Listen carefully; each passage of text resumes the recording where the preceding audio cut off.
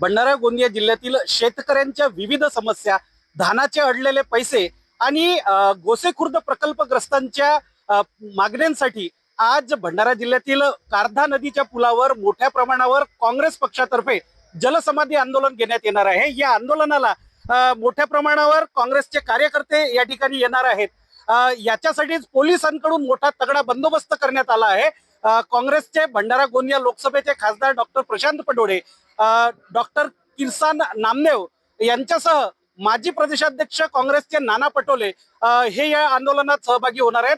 आणि आता या आंदोलनाच्या माध्यमातून ते जलसमाधी घेणार असल्याचे चित्र आहे। या ठिकाणी तुम्ही पाहू शकता नदीमध्ये जलसमाधीसाठी बोटीची व्यवस्था करण्यात आली आहे। कुठलाही अनुचित प्रकार घडू नये याकरता बोटींची व्यवस्था करण्यात आली आहे, तैराकीची व्यवस्था करण्यात आली आहे। आणि या आंदोलनात कुठलीही गालबोट लागू नये करिता पोलिसांनी सुद्धा मोठा बंदोबस्त या ठिकाणी केलेला आहे।